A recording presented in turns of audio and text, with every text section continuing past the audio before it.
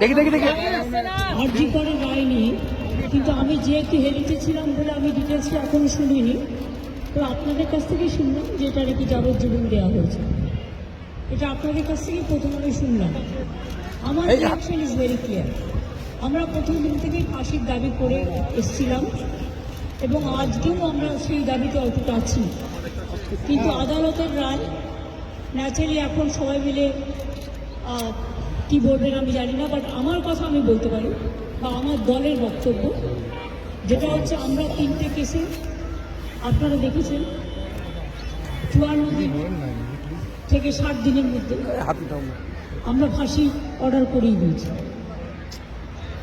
কিন্তু আমি জানি না এটা একটা সিরিয়াস কেস এবং এটা নিয়ে ফাঁসি দাবি আমাদের সবার ছিল। সেক্ষেত্রে বিচারের রায় নিয়ে আমি আমার কথা বলতে পারি। আমরা এটাই বলেছিলাম, আমাদের হাতে কেসটা থাকলে আমরা কিন্তু অনেক দিন আগেই ফাঁসির অর্ডার দিয়ে দিতে পারতাম, ফাঁসির অর্ডার করে দিতে পারতাম। আমি জানি না কিভাবে লড়াই করেছেন, কি করেছেন, কি যুক্তি, আপনারা তো লয়াররা জানেন। সুতরাং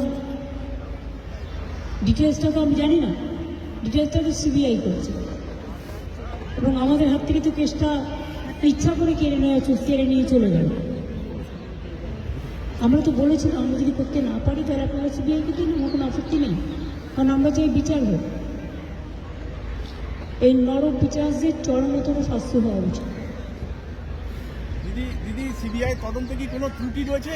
আমি এসব বলতে পারবো না, কিন্তু আমি এখনো, আপনিও লয়ার, আমিও অ্যাজ এ লয়ার আমি এ কথা বলছি যে আমি তো ডিটেলস কাগজপত্র দেখিনি, but I am not satisfied.